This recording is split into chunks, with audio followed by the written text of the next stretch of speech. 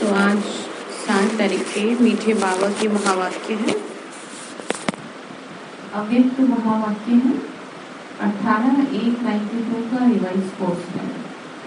बोलने का हेडिंग है बाप से स्नेह की निशानी बाप समान बनना। आज बेहद के माता पिता के सामने सारा बेहद का परिवार है।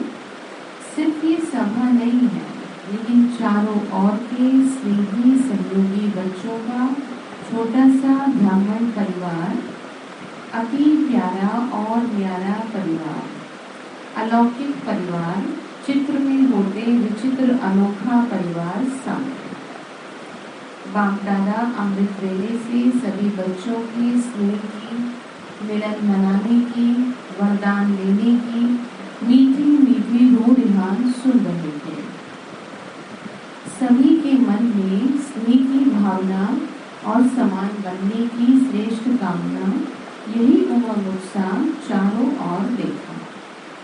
आज के दिन मेजोरिटी बच्चों के सामने नंबर 1 श्रेष्ठ आत्मा ब्रह्मा माता पिता इमर्ज रूप में थे। 18 जनवरी के हैं उस हिसाब से।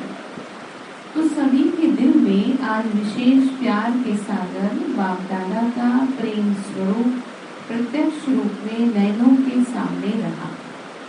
चारों ओर के सर्व बच्चों के स्नेह के दिल के गीत बाप दादा ने सुने। स्नेह के रिटर्न में वरदाता बाप बच्चों को यही वरदान दे रहे हैं। क्या वरदान दे रहे हैं? सदा हर समय हर एक आत्मा से हर परिस्थिति में स्नेही मूर्त भाव। अंडरस्टैंड? क्या कहा? हर समय हर एक आत्मा से हर परिस्थिति में। ठीक, तो इस बात को ध्यान रखें। कभी भी अपना स्नेही मूर्त, स्नेह की सीरत, स्नेही व्यवहार, स्नेह की संपर्क को छोड़ना मत। ठीक, अपने में जो स्नेह है, बाबा ने कहा चाहे कैसी भी परिस्थिति हो उसको क्या नहीं करना, छोड़ना। क्योंकि बाबा भी तो स्नेह का सागर है ना। एट एनी कॉस्ट हमें स्नेह करता है, चाहे हम कुछ भी करें। तो बाबा ने कहा तुमको भी नहीं करना फिर ऐसे। तो तुम किसी परिस्थिति को देख करके किसी आत्मा के प्रति स्नेह को क्या न करें, छोड़ेगा। चाहे कोई व्यक्ति, चाहे प्रकृति, चाहे माया कैसा भी विकराल रूप, ज्वाला रूप धारण कर सामने आए, लेकिन विकराल ज्वाला रूप को सदा स्नेह के शीतलता द्वारा परिवर्तन करते रहे। ठीक, कितनी सुंदर बात है। देखो नोटबुक दी गई है, आपको मिलना चाहिए। तो इस नए वर्ष में स्नेह लेना है, स्नेह देना है। ठीक है, तो बाबा क्या कह रहे हैं कि कैसा भी विकराल रूप हो, लेकिन आपको जो है अपने स्नेह के शीतल जल से उसको परिवर्तन कर देना। तो कब तक क्रोध करेगा, आखिर शांत हो जाएगा। बस आपको थोड़ा सा पेशेंस रखना पड़ेगा, क्योंकि टकराव हो रहा है दोनों तरफ से। तो इस नए वर्ष में स्नेह लेना है, स्नेह देना है। सदा स्नेह की दृष्टि, स्नेह की वृत्ति, स्नेहमयी वृत्ति द्वारा स्नेही सृष्टि बनानी है। ठीक है, बाबा ने कहा स्नेह से करना है। सब कोई स्नेह नहीं भी दे, लेकिन आप मास्टर स्नेह स्वरूप आत्माएं दाता बन स्नेही रूहानी स्नेह देते चलो, आत्मिक स्नेह। ठीक, विकराल रूप वाले को भी क्या कह रहे देने को, देते चलो। आज की जीव आत्माएं स्नेह अर्थात सच्चे प्यार की प्यासी हैं, क्योंकि दुनिया में सच्चा प्यार है ही नहीं। तो बाबा ने कहा तुम्हारा जो ये आत्मिक स्नेह है ना, ये सच्चा प्यार है। क्योंकि हमें स्वार्थ नहीं है। स्वार्थ होता है तो आत्मा स्नेह नहीं देती, क्रोधी व्यक्ति को प्यार नहीं देती है। लेकिन बाबा ने कहा तुम आत्मा हो, तुमको तो ऐसे नहीं करना और जैसे तुमको तो स्नेही रूप बनना है। सबको क्या देते चलना है, स्नेह। सच्ची रूहानी स्नेह को ढूंढ रहे हैं। ऐसी प्यासी आत्माओं को सहारा देने वाले आप मास्टर ज्ञान सागर हो। अपने आप से पूछो, आप सभी आत्माओं को ब्राह्मण परिवार में परिवर्तन करने का, आकर्षित करने का विशेष आधार क्या रहा? स्नेह। वो ऐसी आत्मा यहाँ पे आके परिवर्तन हो रही है, तो ऐसे थोड़ी वो आत्मिक स्नेह है, भगवान का निस्वार्थ प्यार है। प्यार में मनुष्य झुक जाता है। कब तक क्रोध करेगा? बस दिक्कत ये है कि स्वार्थ से न हो, निस्वार्थ प्रेम हो। कोई कब तक गलत सोचेगा? और एक बात और, चाहे किसी का कैसा भी प्रभाव हो, लेकिन अगर आप आत्मिक स्नेह रखते हैं ना, तो वो आपको सुधर जाएगी। वो टाइम लेगी, चाहे उस पर दूसरा इफेक्ट हो, चाहे उस पर जो आजकल ब्लैक मैजिक करते हैं उसका भी अगर इफेक्ट होगा ना, तो वो भी नहीं इफेक्ट करेगा। जो आपका आत्मिक स्नेह है, जो बाबा से हमको मिला है, तो उसकी वजह से उस आत्मा पर किसी भी तरह का प्रभाव होगा वो खत्म हो जाएगा। लेकिन आपको पेशेंसली स्नेह क्या करना पड़ेगा। ये नहीं थोड़े दिन किया फिर आपको कब तक करो, तो वो नहीं हो पाएगा, क्योंकि बहुत पक्के संस्कार हो गए, तो पुराने संस्कार पक्के हो गए। तो इसीलिए ध्यान रखना है कि प्यार ऐसी चीज है, वो भी आत्मिक प्यार, निस्वार्थ प्यार, जो राक्षस प्रवृत्ति वाले को भी सुधार दे। तो बाबा हमें इतना प्यार करता है, तो हमको भी इसको आगे फॉरवर्ड करना है। तो अपने आप से पूछो, आप सभी आत्माओं को ब्राह्मण परिवार में परिवर्तन करने का आधार, विशेष आधार क्या रहा? यही तो सच्चा प्यार, माता पिता का प्यार, रूहानी परिवार का प्यार। ये जो परिवार है हमारा कैसा है? इस प्यार की प्राप्ति ने परिवर्तन किया।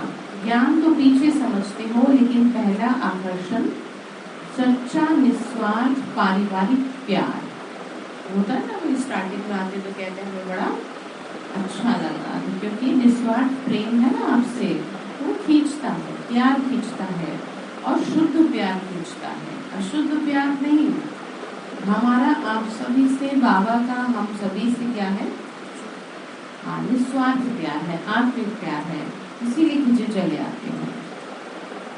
तो ज्ञान तो बाबा ने का बाद में समझ में आता है, तो बात कर रहे हैं निस्वार्थ पारिवारिक प्यार की। यही फाउंडेशन रहा, इसमें इससे ही सभी आए। विश्व में अरब खरबपति बहुत है, बाबा ने कहा, लेकिन परमात्मा सच्चे प्यार की भिखारी है।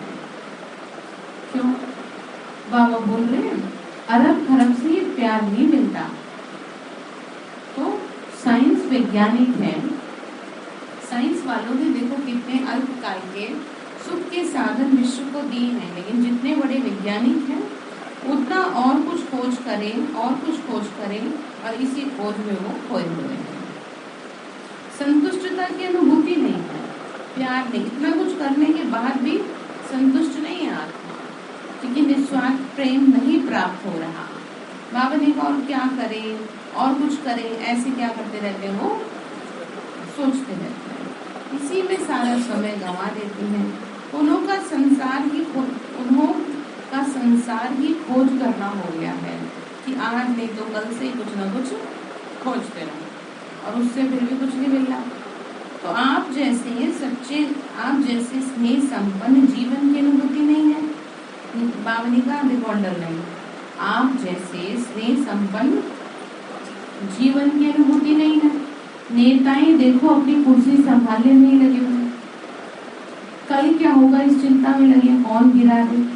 तो बाबा क्या कह रहे, और आप ब्राह्मण सदा परमात्मा प्यार के झूले में झूलते हो। कल का फिक्र नहीं है आपको, न कल का फिक्र न काल का फिक्र। क्यों? क्योंकि बाबा कह रहे हैं कि आप जानते हो कि जो हो रहा है वह भी अच्छा, और जो होना है वह और अच्छा है। इसीलिए अच्छा अच्छा कहते अच्छे बन गए हो। बात समझ में आ गई? कितनी गहरी पकड़ी है। वो अच्छा अच्छा कहते क्या कह रहे हैं? अच्छे बन। ब्राह्मण जीवन अर्थात बुराई को विदाई देना, और सदा सब अच्छे थे अच्छा। इसकी क्या मनानी है? इसकी बधाइयाँ मनानी है। ऐसा किया है या अभी विदाई दे रहे हो? जैसे पुराने वर्ष को विदाई दे क्या करते हैं, नए वर्ष की क्या देते हैं? बधाइयाँ देते हैं। तो बाबा ने कहा इस बात की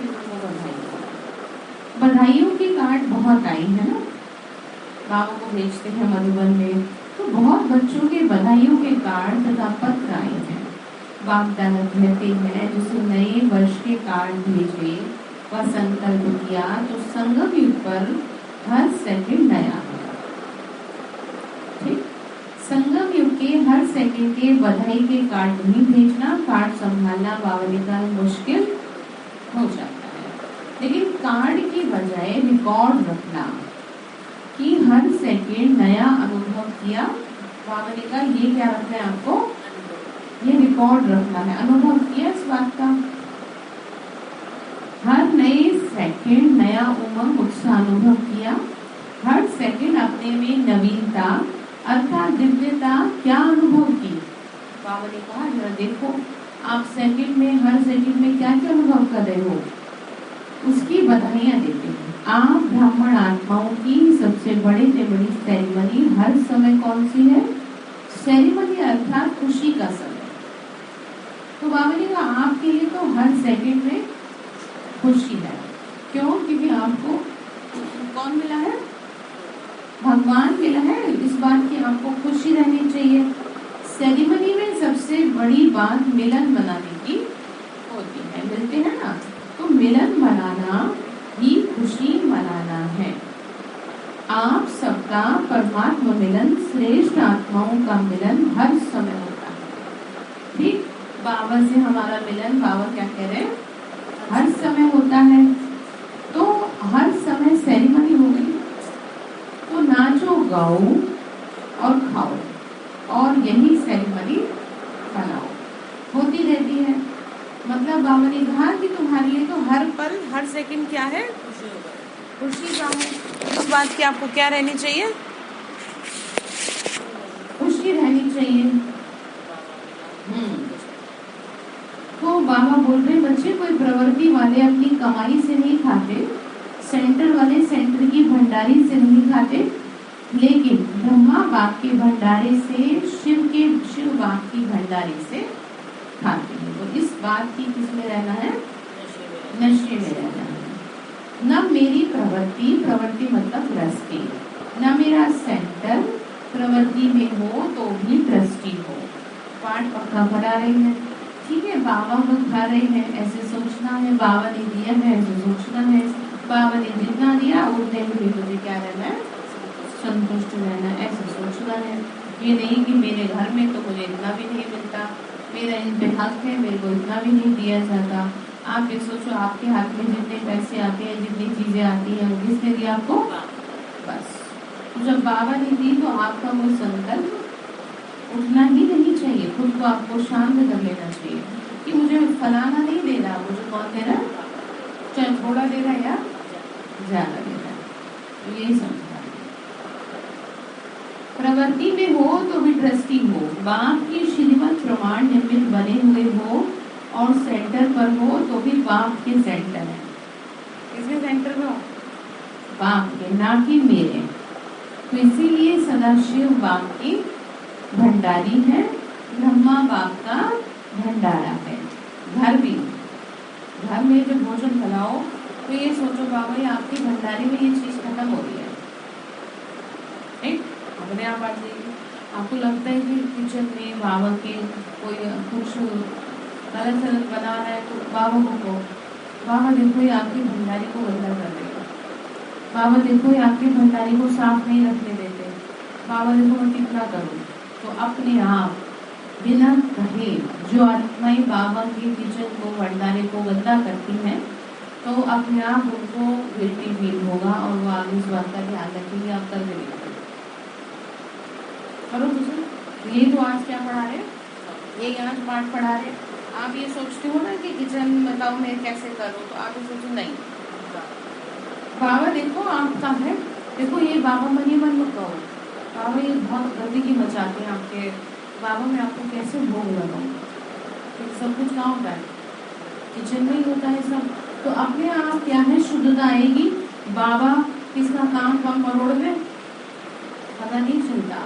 इसीलिए आपको बजाय उनसे कहने के कि तुम झूठे बर्तन यहाँ डाल दिए या तुम यहाँ पे ये गंद मत बनाओ, कुछ उल्टा पुल्टा खाते हैं, तो वो अपने आप ही उनको अपने आप आएगा, ये बाबा देगा बुद्धि, तो वो किचन में ये गंदा नहीं करेंगे।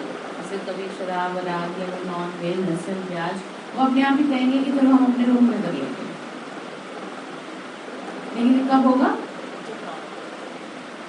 जब आप पूरी तरह से ऐसे समझ के किचन में घुसो जैसे कि आपको यहाँ आश्रम में सेंटर में सेवा दी जाती है। अंदर घुसने के किचन में आपको लगता है मैं बाबा के किचन में आई, तो आप अपने घर को भी कैसे सोचना है, भंडारी किसकी है, बस। तो अपने आप बाबा साफ सुथरा रखवाएगा, जो करता है गलत अपने आप उसको सही करेगा।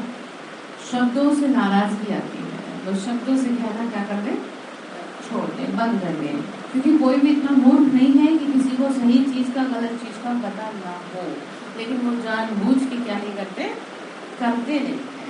कौन करे, कोई भी इतना मूर्ख तो है नहीं, लेकिन बस आलस भरा है, तो शुद्धता पवित्रता को ग्रहण नहीं करना चाहते। ठीक है, तो आज क्या पाठ पक्का करा रहे, किसका भंडारा, किसके भंडारे से खा रहे, ठीक है, तो भले बंद कर दो ये ना, तो भंडारी से खा रहे हैं।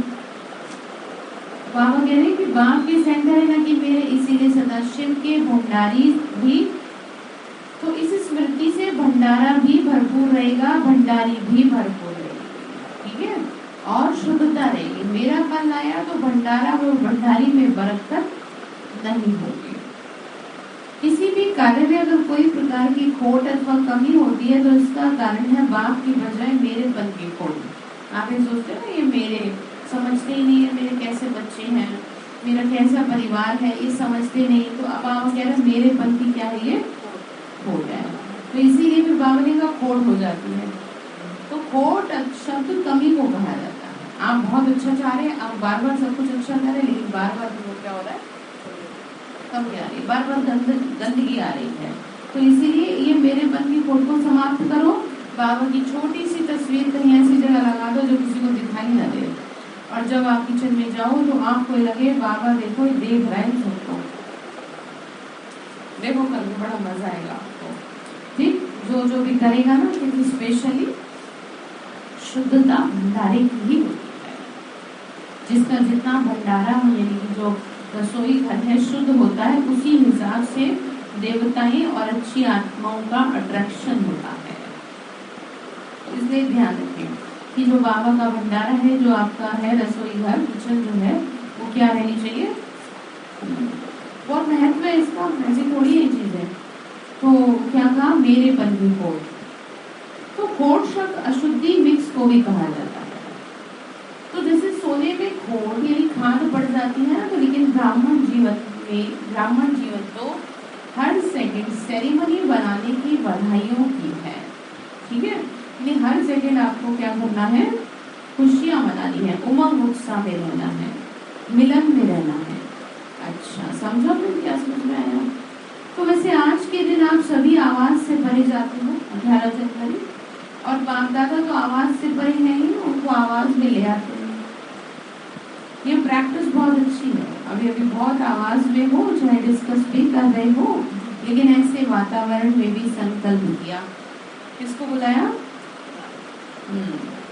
तो आवाज से परे हो जाए, तो सेकंड में आवाज से न्यारे फरिश्ता स्थिति में टिक जाओ। अभी अभी कर्मी होगी, अभी अभी फरिश्ता, अर्थात आवाज से परे अव्यक्त स्थिति।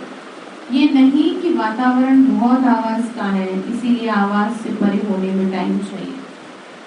ऐसे किसी कह देते हैं ना, अब कैसे मैं योग लगाऊं, सब तो डिस्टर्ब कर रहे हैं, तो बाबा ने कहा नहीं, ऐसे नहीं, आपको आवाज में ही आवाज से परे जाना है। मतलब अशांत वातावरण में स्वयं को बाबा ने कहा नहीं, ऐसे नहीं होना चाहिए कि हमें टाइम चाहिए, क्योंकि लास्ट समय तो चारों ओर प्रकृति का, व्यक्तियों का हलचल और आवाज होगा। ठीक है, अभी तो फिर भी काफी शांति है। बाबा ने कहा जैसे जैसे समय बढ़ेगा ये हलचल और बढ़ेगा। तो कह रहे चिल्लाने का, हिलाने का यही वायुमंडल होगा। ऐसे समय पर ही सेकंड में अव्यक्त फरिश्ता सो निराकारी आकारी आत्मा है। इस बात की आपको क्या करनी है, प्रैक्टिस करनी है। यह अभ्यास ही विजयी बनाएगा। यह स्मृति सिमरणी अर्थात विजय माला में लाएगी। इसीलिए अभ्यास अभी से अति आवश्यक है। इसको कहते हैं प्रकृति जीत माया जीत। कौन सा अभ्यास? आवाज में रहते आवाज से परे जाने का। बाबा ने कहा अभी तो वातावरण फिर भी शांत है, तो आप इस प्रैक्टिस को करो। समझ में आया क्या है? तो बाबा ने कहा इसको कहते हैं प्रकृति जीत माया जीत। मालिक बन चाहे तो मुख का साज बजाए, चाहे तो कानों द्वारा सुने, अगर नहीं चाहे तो सेकंड में फुल स्टॉप हो। मतलब आप मालिक हैं, आप जिस कर्मेंद्रियों को जैसे चाहेंगे वैसे वो चलेगी। इसका मतलब बाबा ये कह रहे हैं कि चाहे बाहर का वातावरण कैसा भी हो, आप अपने शरीर के मालिक हो। आप कानों को ऑर्डर करो कि सुनो ही मत, बाहर में जो आवाज हो रही है, ठीक है। प्रकृति जीत बनो। बाबा ने कहा मुख का सांस बजाए तो फिर उसी हिसाब से बोलो, नहीं चाह रहे तो नहीं बोलो। ऐसा ना हो कि चाह तो नहीं रहे लेकिन बहुत कुछ बोल जा रहे हैं आप, उसका मतलब आपका स्वयं पे। तो बाबा यही कह रहे हैं कि बच्चे आवाज में रह करके, चाहे आपसे कोई कुछ भी बोल रहा है, चाहे बाहर का कैसा भी वातावरण है, लेकिन आवाज में रहते हुए भी आपको आवाज से, बाबा ने कहा चिल्लाने का आवाज हो कैसा भी हो, आधा स्टॉप भी नहीं फुल स्टॉप। मतलब अगर किसी बात को स्टॉप करना है तो वो स्टॉप हो जाए, ये नहीं कि थोड़ा तो मैं भूल गई हूँ लेकिन अभी बाकी है, नहीं। चाहो तो कानों द्वारा सुने, चाहो तो नहीं सुने। यही है ब्रह्मा बाप के समान बनना, ठीक है। स्नेह की निशानी है समान बनना। क्या कहा? स्टॉप भी नहीं फुल स्टॉप। हर एक कहते हैं मेरा स्नेह ज्यादा है। कोई से पूछेंगे कि किसका स्नेह ब्रह्मा बाप से ज्यादा है, तो सब यही कहेंगे कि मेरा है। क्या कह रहे? यही कहेंगे कि मेरा है। तो मतलब मेरा क्या है? ज्यादा है। ऐसे समान बनने में भी तीव्र पुरुषार्थ करो कि मैं नंबर 1 के साथ युगल दाने के साथ दाना माला में पिरोया जाऊं, ठीक है। मतलब इस बात का क्या करना है? पुरुषार्थ करना है। इसको कहते हैं स्नेह का रिटर्न देना। स्नेह में मधुबन में भागने में तो होशियार हो, कैसे भाग के आ जाते हैं, सब तरह से अपने जुगाड़ कर लेते हैं। तो ये प्यार की तो निशानी जुगाड़ने का और दो प्यार की निशानी जो बाबा ध्यान बताइए। क्या बताइए? कि बाबा ने कहा युगल दाने में पिरोया जाऊं, ठीक। तो सभी बाबा ने कहा भाग के आ जाते हैं। जैसे प्रत्यक्ष स्वरूप दिखाए, ऐसे समान बनने का भी प्रत्यक्ष स्वरूप दिखाओ। स्थान छोटा है और दिल बड़ी है, इसलिए उल्हाना नहीं देना कि जगह नहीं मिली। जब दिल बड़ी है तो प्यार में कोई भी तकलीफ नहीं होती। हाँ, प्यार में समर्पणता होती है। कितने कष्टों से भी मधुबन पहुंच जाते हैं, कितनी दिक्कत होती है। हम लोगों को तो फिर भी नहीं होती, जो दूसरे देश से आने वाले हैं उनको बहुत होती है। हमें तो सहज मिल जाता है सब कुछ। तो चीन से लोग आते हैं, 3-3, 4-4 ट्रेन बदलते हैं दिल्ली से आते थे सेंट्रल से, उनको भोजन दिया जाता है। बहने खुद, आप सोचो तो कितना क्या कर रहे हैं बाबू से मिलने के लिए। अच्छा, खुद रहते हो गली, इतनी हमें इतनी दिक्कत हो रही है। प्यार में तकलीफ लगती नहीं है। तो आपको भी यही पाठ पढ़ाया जाता है कि अगर आपको बाबा से प्यार है तो आपको फिर क्या तकलीफ है, आपको किस बात का दुख है, आपको परिवार से दुख क्यों महसूस हो रहा है, आपको भगवान प्यार कर रहा है, उसका प्यार क्यों नहीं रिसीव कर पा रहे हो। इन देहधारियों का प्यार है, बाबा इसको कहते हैं गंदा प्यार। स्वार्थ का प्यार गंदा ही होता है। आपसे जब तक स्वार्थ निकल रहा है, मतलब निकल रहा है, तब तक जी आप बढ़िया हो और फिर आप कौन हो। तो बाबा जी का इस प्यार से आपको क्या हो जाना है? ऊपर उठ जाना। मतलब आपको इस प्यार की इच्छा नहीं रहती कि मुझे कोई क्या करे, मुझसे कोई क्या करे, बात करे, मेरा कोई क्या करे, ध्यान रखे, सम्मान करे, मुझे भी तो पूछे। अरे भगवान मुरली में रोज आपसे जिक्र कर रहा है, तो ठीक हो, नमस्ते भी करता है, प्यार भी करता है, याद प्यार भी देता है, और आप मनुष्य के प्यार के पीछे भागते रहते हो, तो फिर वो आपको प्यार करे, छोड़ देंगे तो आपको नहीं छोड़ना ना। तो इसीलिए बाबा ने कहा कि निस्वार्थ प्यार से बंध जाओ। आज पूरी मुरली प्यार से ये ना ये कहीं दूर को गए थे तो उसका पक्का नहीं था कि आज आना कि कल आना है, वो अपने ऊपर काम कर लिया तो मेरे को बच्चों के पास जाना था तो मैं वो साथ ले लिया ना, उस वजह से समस्या का समाधान हो गया। क्योंकि वो आप चाहते थे ना आना, पर वो परिस्थितियाँ ऐसी थी। तो आज ये तो कहा है कि परिस्थिति कैसी भी हो, लेकिन सही मैंने में बाबा आपसे ना और शाम को ये कहते कि मैं आ जाऊँगा शाम तक। अच्छा हॉस्पिटल के, हाँ। तो देखो आपने बाबा को ऑफर किया तो वहाँ से ऑफर आ गया। तो यही तो ये अभी बीच में ना बहुत अनुभव है मेरे ना। हाँ अच्छी बात है। ग्रुप की अथॉरिटी बनने में एक दिन बैठाएंगे आपको सुनाना। और ये सीखते हैं ना बाबू से। वो मुझसे कह भी रहा था बहुत जल्दी रिटर्न मिल जाता है कि आप अनुभव की क्लास रखो, जिनको जो जो अनुभव है तो उससे सीख मिलती है। तो देखो ये इन्होंने बाबा को इम्पोर्टेंस दी कि कोई जाए ना जाए, बाबा आपने साथ चलना। तो सामने वाली आगे खुद ही कह दिया कि मैं चलूंगा, और जो उम्मीद नहीं थी। हाँ इनका कल का आने का सर हाँ। तो आज शाम को पहुँच जाना तो है, देखो मंडे को चल पाएंगे। कितना अच्छा नहीं है, नहीं? तो इसीलिए बाबा कह रहे हैं बच्चे, तो प्यार में क्या नहीं होनी चाहिए, तकलीफ नहीं लगती। तो आपको कोई तकलीफ है तो बाप दादा को बच्चों की तकलीफ देखी नहीं जाती। हाँ योग लगाओ तो स्थान तैयार हो जाएगा। तो अच्छा, चारों ओर के देश विदेश के स्नेह में समाये हुए श्रेष्ठ आत्माओं के बहुत बहुत संकल्प द्वारा, पत्रों द्वारा, संदेशों द्वारा इस स्मृति दिवस व नव वर्ष की याद प्यार बाप दादा को मिली। सबके दिल के मीठे मीठे सांस बाप दादा ने सुने। स्नेह में बाप दादा तो सभी बच्चों को मीठे मीठे प्यारे प्यारे बच्चे के लिए याद प्यार दे रहे। अभी प्यारे को आपसे कोई प्यार से करता है कि बात बाबा करता है, तो उसकी प्यार की कीमत को समझे। तो आपके प्यार की कीमत को दुनिया समझे। जैसे आप चाहते हो भाई ये आत्मा सही है, प्यार है तभी तो चाहते हो ना। तो आपकी बात तभी वहां तक पहुंचेगी जब आप भगवान की बात को रिसीव करेंगे। क्योंकि ये प्रकृति का नियम है, जो आप दोगे वही आपको मिलेगा। आप बाबा को प्यार का इजहार करें और प्यार में समर्पणता दिखाएं कि बाबा मेरे लिए वो बात में पहले आप, जैसे मदद नहीं किया, सबको साइड रख दिया, प्रायोरिटी किसको दी, किसी तरह से कुछ नहीं देखा, फाइनेंशियली वो भी नहीं देखा कि कैसे छोटे छोटे हैं बच्चे कैसे पालोगे, कुछ नहीं देखा, सबको साइड में रख दिया, बाबा को प्यार तो बाबा को प्रायोरिटी दी। और देखो आज उसी चीज का रिटर्न बाबा ने दिया। और कहते हैं उनके लिए कहा जा रहा है कि वो राजा क्वालिटी की आत्मा बनेगी हर तरह से। क्योंकि क्या किया बाबा के प्रति उन्होंने, जैसे ही जन्म हुआ, मेरा बर्थ हुआ, वैसे उनको ज्ञान मिला। और तभी से, जब मैं 3 साल की, तभी से उन्होंने क्या कर दिया, पूरी तरह से बाबा की सारी नियम मर्यादाओं को अपना लिया। बहुत बड़ी बात है। लोक लाज की परवाह नहीं की, समाज की परवाह नहीं की, और अपना लिया, सबसे लड़ गई। किसकी वजह से?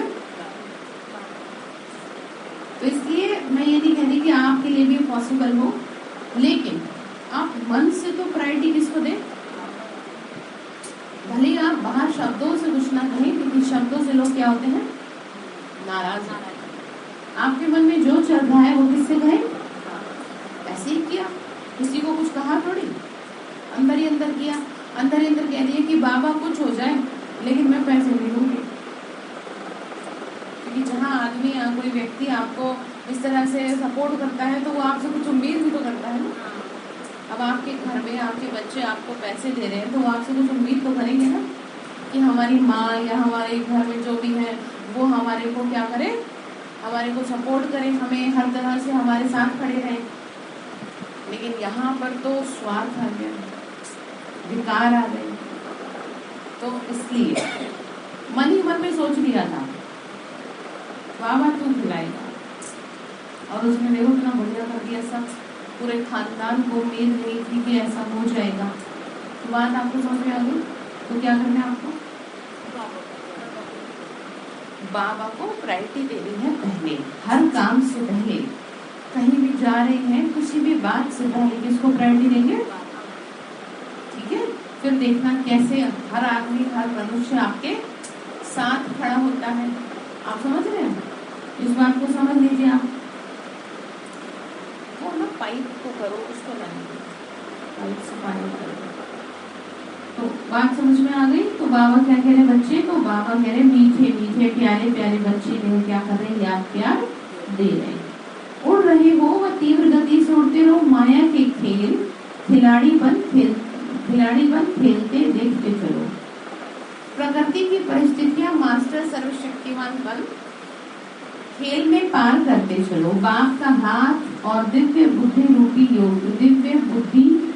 योग रूपी साथ सदा अनुभव कर समर्थ बन सदा पास विद ऑनर बनते चलो। सदा स्नेह मूर्त भव के वरदान को स्मृति स्वरूप में याद रख। ऐसे सर्वस्नेही मूर्तियों को सदा मास्टर दाता आत्माओं को माता पिता व शक्ति संपन्न याद प्यार और नमस्ते। रूहानी हम बच्चों की रूहानी माता पिता बाप दादा को नमस्ते नमस्ते बाबा। शुक्रिया बाबा, शुक्रिया बाबा, शुक्रिया। तो दादियों से बात है। बाप के साथ का वर्षा है ही विशेष पावर्स। इस पावर्स द्वारा सर्व कार्य सहज आगे बढ़ते जा रहे हैं। सभी समीप के साथी है ना, साथ रहे और साथ चलेंगे और साथ ही राज्य करेंगे। संगम पर भी समीप, निराकारी दुनिया में भी समीप और राजधानी में भी समीप। जन्मते ही समीपता का वरदान मिला। सभी समीपता के वरदानी है। समीप रहे ना, दादियों की बात करें बाबू का सभी ऐसे अनुभव करते हो तो साथ का अनुभव होना यही समीपता की निशानी है। अलग होना मुश्किल है, साथ रहना स्वतंत्र है। समीपता के संगठन के समीप है, राज्य सिंहासन लेंगे, सिंहासन पर भी जीत प्राप्त करेंगे। बाबू ने कहा कि जैसे समीपता है उसी हिसाब से सिंहासन लेंगे। ठीक है, समीपता के संगठन के समीप है। जैसे अभी दिल पर जीत है ना, दिल को जीता, फिर नंबरवार विश्व के राज्य सिंहासन पर जीत होगी। ध्यान से सुनो क्या कह रहे। जैसे अभी दिल पर जीत है बाबा के, ठीक, तो बाबा जी का उसी हिसाब से क्या होंगे? विश्व के राज्य सिंहासन पर जीत होगी। इसीलिए आपको कहती हूँ किसके दिल को जीतना आपको? तो ऐसे विजयी होना आप लोगों के उमंग उत्साह को देख सभी उमंग उत्साह में चल रहे हैं और सदा चलते रहेंगे। बच्चे बाप की कमाल गाते और बाप बच्चों की कमाल गाते। आप कहते हो वाह बाबा वाह, और बाबा कहते हैं वाह बच्चे वाह। अच्छा, पार्टियों से अव्यक्त बाप दादा की मुलाकात है। हम सभी पूज्य और पूर्वज आत्माएं हैं, इतना नशा रहता है। आप सभी सृष्टि रूपी वृक्ष की जड़ में बैठे हो, आदि पिता के बच्चे, आदि रतन हो। तो इस विश्व के तना भी आपको, तो आपको इस किस में रहना है? नशे में रहना है। जो भी डाल डालियां निकलती हैं वो बीज के बाद तने से ही निकलती हैं। तो सबसे आदि धर्म की आप क्या हो? आत्माई हो, और सभी पीछे निकलते हैं, इसीलिए आप क्या हो? पूर्वज हो। तो आप फाउंडेशन हो। समझ में आ रही बात क्या है? और जो फाउंडेशन जितना पक्का रहता है फिर रचना भी उतनी पक्की होती है। तो इतना अटेंशन अपने ऊपर रखना है। पूर्वज अर्थात तनाव होने के कारण डायरेक्ट बीज से कनेक्शन। आप फलक से कह सकते हो कि हम डायरेक्ट परमात्मा द्वारा रचे हुए। बाबा जी का आपको नशे में रहना चाहिए इस बात के। दुनिया वालों से पूछो कि किसने रचा, तो सुनी सुनाई कह देंगे कि भगवान ने रचा, लेकिन कहने मात्र है। बाबा जी का आप डायरेक्ट परमात्मा की रचना हो। क्या आजकल के ब्राह्मण भी कहते हैं कि हम ब्रह्मा के क्या है? बच्चे हैं, लेकिन ब्रह्मा के बच्चे प्रैक्टिकल में तो आप हो। तो ये खुशी रहती है कि हम डायरेक्ट रचना है। खुशी रहती है आपको? अलग से कहना चाहिए बाबा आप मेरे सब मिले और क्या चाहिए? इतना प्यार बताओ। कोई आत्मा धर्म आत्मा की रचना नहीं हो। किसकी रचना हो आप? डायरेक्ट परमात्मा की रचना। तो डायरेक्ट में कितनी शक्ति है? दुनिया वाले ढूंढ रहे हैं ठीक कि कोई वेश में क्या आएगा? कौन? भगवान आएगा। और आप कहते हो मिल गया। कौन मिल गया? सही से बताओ थोड़ा उमंग से। कौन मिल गया? तो कितनी खुशी है। तो इतनी खुशी रहती है कि आपको देखकर भी और भी खुश हो जाए। इस नशे में रहना बहुत जरूरी है क्योंकि खुश रहने वाले का चेहरा स्वतः ही खुशनुमा होगा। ठीक। तो नशा क्या बताया? कौन मिला है? किसकी रचना हो? डायरेक्ट। हाँ। तो ग्लोबल हॉस्पिटल के भाई बहनों से बाबा ने बात की। हॉस्पिटल में कोई दुखी आता है तो खुश हो जाता है। तो ऐसा वातावरण खुशी का है जो कोई भी आए दुख भूल जाए क्योंकि वातावरण बनता है व्यक्ति के वाइब्रेशन से। क्या कोई दुखी आत्माओं का संगठन हो तो वहां का वातावरण भी दुख का हो जाता है चारों ओर। उससे वैसे ही वाइब्स निकलते हैं। अगर देखा जाए तो बहुत दुख के नेगेटिव वाइब्स हैं क्योंकि हॉस्पिटल में हर कोई, हॉस्पिटल और कोर्ट में कोई सुखी तो जाएगा नहीं, दुखी जाएंगे। इसीलिए कहा जाता है कि किससे बचाओ भगवान? डॉक्टर और वकीलों से बचाओ कि कभी इनके पास जाना ना पड़े। क्योंकि दुखी होगा तभी जाएंगे। और ऐसा दुख ना हो बस, चाहे और कोई दुख हो जाए पर ये दुख ना हो क्योंकि ये दुख आपका जीवन खराब कर देता है। चप्पल घुस जाएंगी आपकी लेकिन आपको ये नहीं समझ में आएगा कि आपने किया क्या था। तो इसीलिए बाबा कहते हैं कि मेरे से जुड़े रहोगे, मेरे से प्यार होगा तो मैं तुमको इन सब दुखों से दूर रखूंगा। ऐसी नौबत ही नहीं आएगी कि जो आपके पास है दुख आए। ठीक। वो कुछ भी करेगा आपको हटा देगा बीच में से। तो ठीक है। तो क्या कहा? वहां कोई हंसता भी आएगा तो चुप हो जाएगा। कहेंगे कि आप होशियारी और देखो यहाँ हॉस्पिटल में लोग दुखी हैं। बात करें ना हॉस्पिटल की। तो बाबा ने कहा वहाँ का वातावरण इतना दुख का होता है, कोई हंसता भी आएगा तो चुप हो जाएगा। और कहीं खुश रहने वाले व्यक्तियों का संगठन हो, खुशी का संगठन हो तो कैसी भी दुखी आत्माएं आएंगी तो बदल जाएंगी। अब आप सोच लो तो संगठन कैसा होना चाहिए? खुशी का। तो कल संगठन था हमारा खुशी वाला, रोज ही होता है वैसे तो, लेकिन कल ज्यादा खुशी का संगठन था। तो ये खुशी अब धीरे धीरे कहाँ तक फैल रही है? दूर दूर तक फैल रही है। जो दूर दूर से आत्माएं खिंची चली आ रही है तो वे कुछ तो है। तो यहाँ के वाइब्रेशन, यहाँ की खुशी के वाइब्रेशन भी तो जा रहे हैं चारों तरफ। जो जैसे कि इसको ऐसे समझो उससे खुशबू, जैसे कहीं अगरबत्ती चल रही होगी, किसी से खुशबू आ रही होगी तो दिमाग जरूर मजबूत होगा कि ये कहाँ से आ रही खुशबू, हर कोई जाएगा। तो ऐसे ही यहाँ से क्या जानी चाहिए? उस खुशबू को बढ़ाओ। खुशी की खुशबू, खुशी के वाइब्रेशन जाने चाहिए जो सभी दुखी आत्माएं यहाँ पे आके क्या हो जाए। और इससे बड़ी कोई सेवा है। आप अपने वाइब्रेशन अच्छे रखो, आपसे कुछ नहीं होता। दीदी दादियों के वाइब्रेशन ही तो है। देखो जानकी दादी की अगर आप क्लास सुनो वो बहुत साधारण बात बताती है, बहुत साधारण, लेकिन उनकी बात सुन के क्या होती है? खुशी होती है, अच्छा लगता है, नशा चढ़ता है। क्योंकि जैसी आत्मा होगी फिर वैसे ही उससे वाइब्रेशन फैलेंगे, वो ही शब्दों में आएंगे। अंदर से आप दुखी हो तो आपके शब्द भी दुख वाली टोन दे जाएंगे, चाहे आप कितने ही कहो कि मैं क्या नहीं हूँ। तो इस बात का खास क्या रखना है? ध्यान रखना। तो क्या कह रहे हैं? खुशी। तो कैसी भी दुखी आत्माएं बदल जाएंगी बाबा ने कहा, तो प्रभाव जरूर पड़ता है। तो एवर हैप्पी हॉस्पिटल है ना, सिर्फ हेल्दी नहीं, हैप्पी भी। सब मुस्कुराते रहेंगे, हंसते रहेंगे। तो आधी दवाई तो वही रहेगी, तो हंसते रहते ना, तो हंसते रहना। इसीलिए मुरली में बीच बीच में समझा दिया जाता है कि वही जरा होश में रहो, बेहोश मत हो जाओ, हंसते रहो, हंसाते रहो, उमंगों के पंख लगाते रहो, उड़ाते रहो। ठीक है, तो आधी दवाई आपको मिल गई, तो दवाइयों का खर्चा बच जाएगा। ठीक, तो इसीलिए तो कहते हैं भाई खुश रहो। तो पेशेंट भी खुश हो जाएंगे कि कम खर्चे में क्या बन गए, क्योंकि मेंटली 90% तो मेंटली प्रॉब्लम हो रही है, 10% बीमारी है। अब मन की बीमारी का इलाज हॉस्पिटल में कहाँ से आए, लेकिन ग्लोबल हॉस्पिटल में तो सब बाबा का है।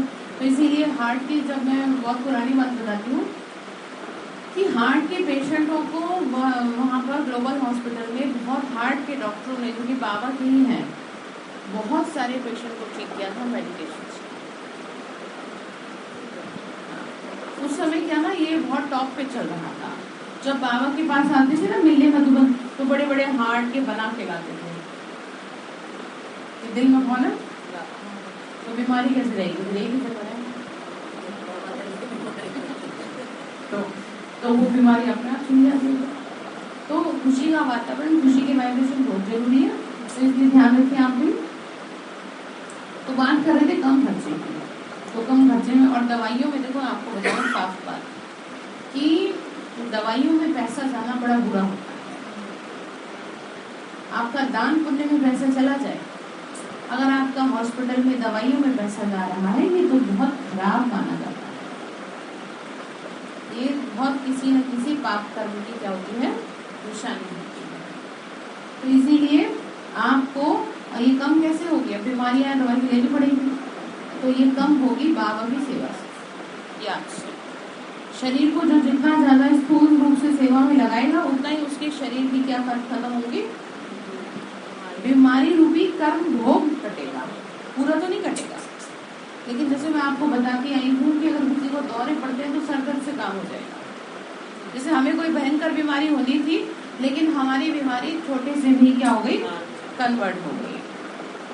इसलिए मैं आपको बताऊँ, जैसे बहुत लोगों को हुआ कोविड के टाइम में कि सेवा में लगे रहे, तो कुछ ऐसा पता नहीं चला, लेकिन दिक्कत हुई, और वो जो दिक्कत हुई सिर्फ 2 घंटे के लिए हुई, और 2 घंटे में वो ऐसा बुखार हुआ, ऐसा लगा कि जैसे पता नहीं कितना क्या करा है, मुझे मारा गया है पैरों को, किसी ने क्या किया है, कष्ट दिया है। सिर्फ 2 घंटे का नाम हो, उसके बाद मैं पूरी तरह से क्या हो गई,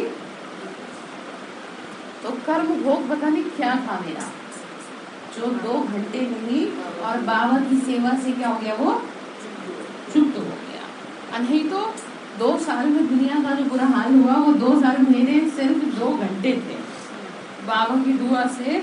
नहीं तो कुछ भी ऐसी क्या नहीं हुई, दिक्कत नहीं। और जो वो कष्ट हुआ वो पैरों को हुआ बस, और कोई ऐसा कष्ट नहीं हुआ। तो इसीलिए ध्यान रखना है कि भगवान की सेवा से क्या करते हैं, हाँ, कर्म भोग करते हैं। ये कर्म भोगी तो पता नहीं कौन से जन्म की है, नहीं तो जब से वो संभाला तब से भगवान की सेवा में ही लग रहे हैं। हम तो किसी दूसरे रास्ते पर गए नहीं, हम जानते ही नहीं कि दूसरा रास्ता होता क्या है, क्योंकि माँ ने कभी कुछ ऐसा वो करा ही नहीं, हमेशा बाबा की पालना में रखा, अपनी पालना में रखा, ना कभी किसी के हाथों का खिलाया, ना खाने दिया। तो उस चीज का इफेक्ट क्या पड़ता है, बच्चे के जीवन पे पड़ता है। तो इसीलिए आपको भी ध्यान रखना है कि मैं, आपको लगता है भाई मुझे शरीर में रोग ज्यादा रहते हैं, तो सेंटर में जा करके टीचर्स बहनों से कहो कि दीदी हमें क्या कीजिए, आप सेवा दीजिए, कम से कम 1 महीना लगाओ सेवा में शरीर को। रोज खुद से ले लो कि आज हम क्या करेंगे, यहाँ की सफाई हम करेंगे, आज हम ये सारी चीजें करेंगे। ये शरीर किसमें लगना जरूरी है, तो इससे क्या कम होंगे, कर्म भोग कम होंगे। तो जब कर्म भोग कम होंगे तो बीमारी कम होगी, और बीमारी कम होगी तो खर्चा कम होगा, और जब खर्चा कम होगा तो अच्छा होगा, क्योंकि वो तो व्यर्थ में जा रहा है ना, तो वो ना जाए। ठीक है, तो बात करें हॉस्पिटल के खर्चे की, तो डॉक्टर्स को भी टाइम कम देना पड़ेगा। जैसे साकार में देखा, ब्रह्मा बाप के आगे आते थे तो क्या अनुभव सुनाते थे, बहुत बातें लेकर आते थे, लेकिन बाप के आगे आने से उन बातों का हल अंदर ही अंदर हो जाता था। ये अनुभव सुने ना, ऐसे आप डॉक्टर्स के सामने कोई भी आए तो आते ही आधी बीमारी ठीक हो जाए, पावनी का ऐसा करो, हॉस्पिटल वालों को कह रहे हैं। तो सभी डॉक्टर्स ऐसे हो ना, जैसे बाप अलौकिक है, तो बाप के बच्चे जो निमित्त कार्य के निमित्त हैं, वो भी सब क्या है, बढ़ाते हैं। आप सभी के अलौकिक जीवन है या साधारण जीवन है? जितना जितना तपस्या में आगे बढ़ते जाएंगे उतना आपके वाइब्रेशन बहुत तीव्र गति से काम करेंगे। ठीक है, योग तपस्या में लगो। अच्छा, कम खर्च वाला मशीन वाली हॉस्पिटल होनी चाहिए, पैसा भी कम लगे, लोगों का टाइम भी कम खर्च हो, स्थूल धन भी कम खर्च हो, नाम बड़ा और खर्चा कम हो। तो ऐसे अलौकिक सेवाधारी हो, फाउंडेशन अच्छा डाला है, हॉस्पिटल लगती है ना, तो योग भवन लगता है, तो ऐसे आवाज होगा कि हॉस्पिटल नहीं है लेकिन ये योग केंद्र है, हैप्पी हाउस है। ऐसे लौकिक में भी हैप्पी हाउस बनाते हैं, जो भी अंदर जाएगा हंसता ही रहेगा, कहते हैं ना लाफ्टर थेरेपी। तो लेकिन ये मन की मुस्कुराहट है, अंदर से मुस्कुराना जरूरी है। यहाँ पे ऊपर से तो दुनिया बहुत है दिखावे के लिए, आप भी दिखावे वाले बनोगे तो फायदा क्या है? तो अंदर से मुस्कुराते ना, अभी मुस्कुराओगे तो यहाँ पकड़े जाओगे, बाबा आपको पकड़ लेते हैं कि आप अंदर से नहीं कर रहे, तो अंदर से खुश रहना है। बाबा ने कहा वो होता है थोड़े समय के लिए, ये है सदा काल के लिए। अच्छा, सदा हर्षित मूड में रहो। कौन सा मूड? कुछ भी हो जाए अपनी मूड ऑफ नहीं करना, ठीक है? कोई गाली भी दे, इंसल्ट भी करे, लेकिन आप सदा हर्षित रहना। अच्छा, ओम शांति। वरदान दिया, समर्पण भाव से सेवा करते सफलता प्राप्त करने वाले सच्चे सेवाधारी भव। समर्पण भाव से क्या करनी है? सेवा करनी है। सच्चे सेवाधारी वो है जो समर्पण भाव से सेवा करे, सेवा में जरा भी मेरेपन का भाव न हो। ठीक है, जहाँ मेरापन है वहाँ सफलता नहीं है। जब कोई ये समझ लेता है कि ये मेरा काम है या ये मेरा विचार है, ये मेरी फर्ज अदाई है, तो ये मेरापन अथवा मोह उत्पन्न होना है। मेरी फर्ज अदाई है, मुझे करना है, नहीं बाबा नहीं, ये क्या है? सेवा है। लेकिन कहाँ भी रहते स्मृति में रहे मैं निमित्त हूँ, ये मेरा घर नहीं है, लेकिन बताओ क्या है? सेवा स्थान है। तो समर्पण भाव से निर्माण और नष्ट मोहाबंध सफलता को प्राप्त कर लेते हैं। तो क्या सीखा? समर्पणता किसी भी कार्य में। बाबा ने आज कहा ना, ट्रस्टी हो या सेक्टर पे हो, मेरा घर नहीं, किसका घर? मेरी भंडारा, मेरा नहीं। ठीक है, क्या कहा? नष्ट मोहाबंध सफलता को प्राप्त कर। स्लोगन है, सदा अपने स्वमान की सीट पर रहो तो सर्व शक्तियां ऑर्डर मानती रहेंगी।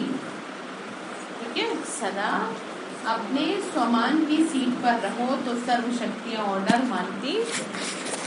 बात समझ में आ गई? तो क्या करना है? समर्पणता। ठीक है, समर्पित भाव को अपनाना बहुत जरूरी है आपको, तभी आपके घर में सुख शांति रहेगी। अच्छा, ओम शांति।